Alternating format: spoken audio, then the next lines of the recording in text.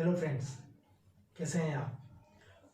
आज इस लेक्चर में हम रिविट जॉइंट पर एक और न्यूमेरिकल करने वाले हैं। राइट, ये न्यूमेरिकल इफ़िशियंसी निकालने के लिए कह रहा है। इस तरह के न्यूमेरिकल में जब भी हम इफ़िशियंसी निकालेंगे तो वहाँ पे हमें दो बातों का ध्यान रखना है। एक तो resistance, tearing resistance, shearing resistance and crushing resistance, जिसे हमें फाइंड आउट करना है। और एक है स्ट्रेंथ ऑफ द अनरिवेटेड प्लेट और सॉलिड प्लेट।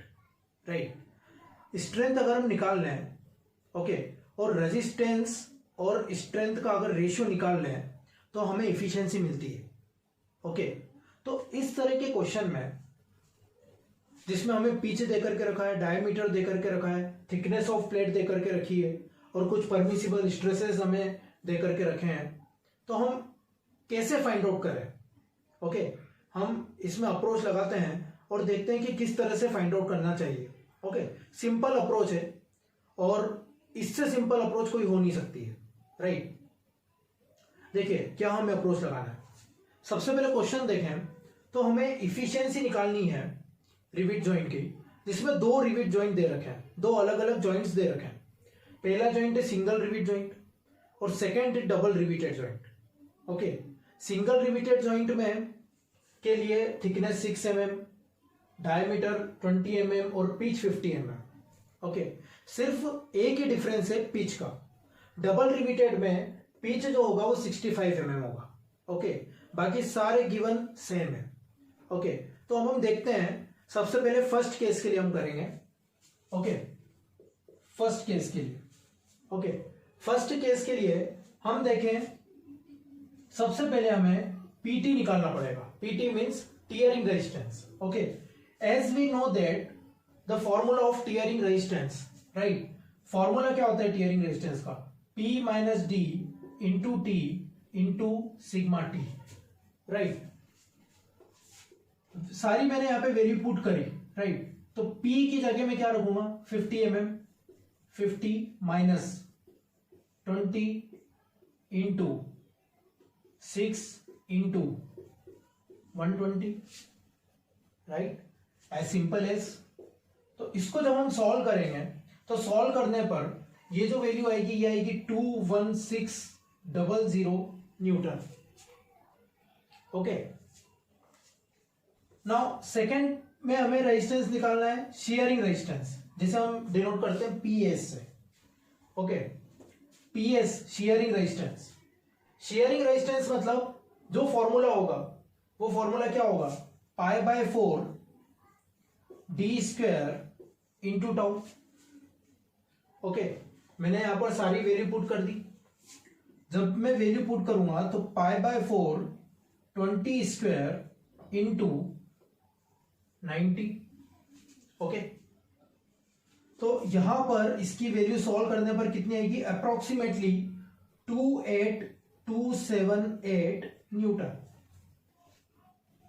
ओके, अब आप देखिए थर्ड पॉइंट में हमें निकालना है क्रशिंग रेजिस्टेंस। ओके, जिसे हम डिनोट करते हैं पीसी से। इसका फॉर्मूला होता है d into T into sigma c. Right, d कितना है? 20 mm, टी कितना है? 6 mm और सिग्मा सी कितना है? 180 mm। ओके, तो जब हम इसको सॉल्व करेंगे तो ये आएगा 21600 न्यूटन। राइट, अब ये तीनों आ गया है। ओके, तीनों में से लीस्ट वैल्यू कौन सी है? Okay, least of PT, PS and PC कौन सी है लिस्ट वैल्यू? हम इसमें देखते हैं तो हमारी लिस्ट वैल्यू आती है 21600 न्यूटन। ओके, अब हमें क्या निकालना है? एफिशिएंसी। एफिशिएंसी निकालने के लिए हमें स्ट्रेंथ ऑफ द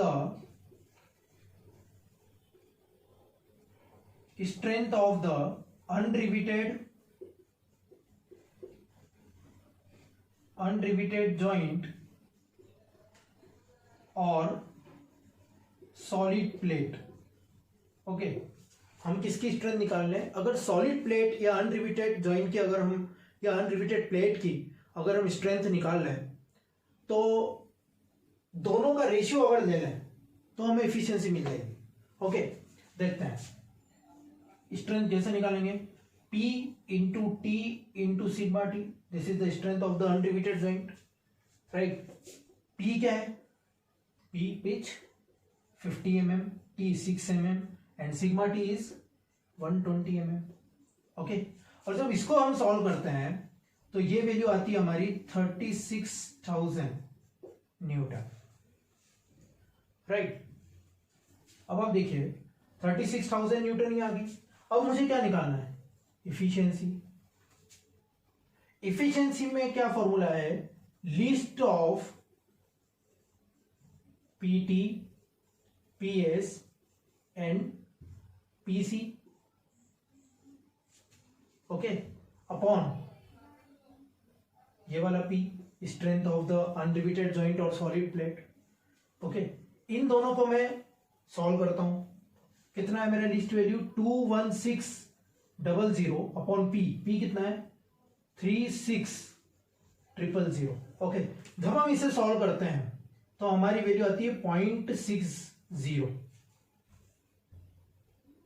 ओके, और 0.60 मतलब इसकी इफिशियंसी है 60%, राइट। अप्रोच समझ में आई आपको? इस तरह की अप्रोच हमें डबल रिपीटेड लेप जॉइंट में भी लगाना है। ओके, वो हम करके देखते हैं।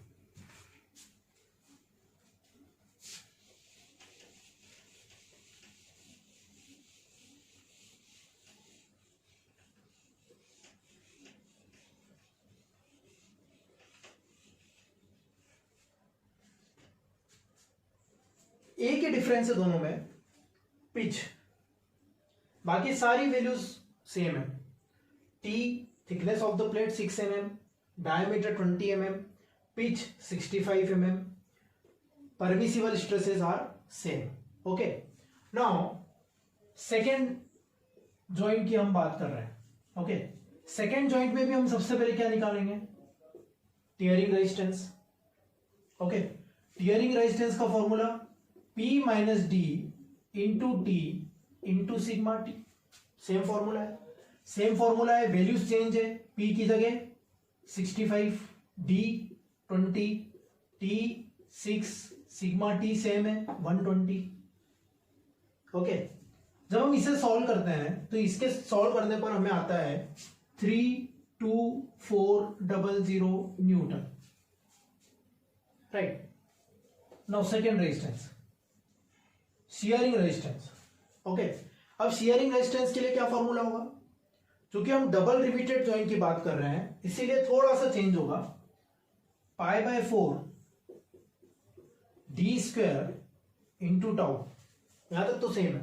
Okay, into N, right. For double repeated joint n is equal to 2। Okay, n is equal to 2, right. तो यहां पे मैंने वैल्यू पुट कर दी 2 into π/4 into D square, D कितना है 20 स्क्वायर इंटू टाउ कितना है 90 मेगापास्कल। ओके, जब हम इसे सॉल्व करते हैं तो इसकी अप्रोक्सीमेट वैल्यू आती है 56,550 Newton, right. Okay, now third is the crushing resistance. Now for crushing resistance formula is, and this is again for double repeated joint. Okay, so formula क्या होगा? D into T into sigma C, right, into N. Okay, again N is equal to 2 into D कितना होगा 20 mm, T कितना होगा 6, ये होगा 180, right. जब हम इसे सॉल्व करते हैं, ओके, जब हम इसे सॉल्व करते हैं तो इसकी वैल्यू आती है 43200 न्यूटन। ओके, अब हमको क्या देखना है? इन तीनों में लीस्ट वैल्यू। तो लीस्ट वैल्यू कौन सी है? Least of PT, P S and P C. Okay, ये वैल्यू कितनी हो जाएगी, तीनों में से आप लिस्ट देखिए कौन सी वैल्यू है, P T that is 32400 Newton. Okay, अब सेम अप्रोच लगाना है इफिशियंसी के लिए, राइट। तो इफिशियंसी क्या होगी,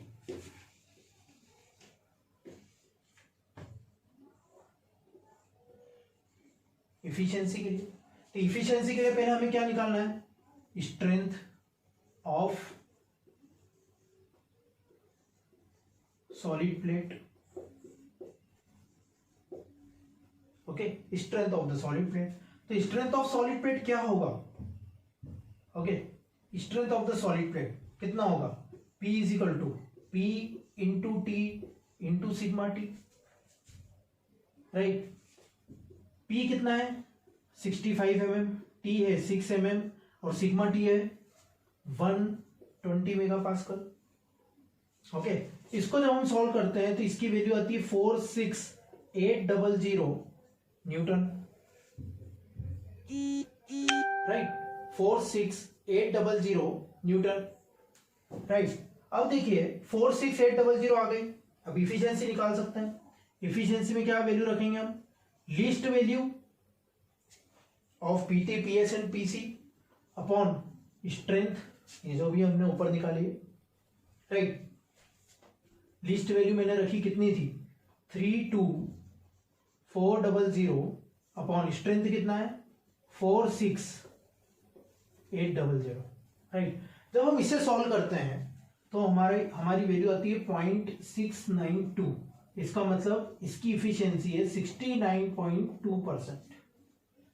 okay, so this is the simple approach to find out the efficiency of the riveted joint, right? Okay, and for both the joint, okay, single riveted lap joint and double riveted lap joint. Okay, thank you so much.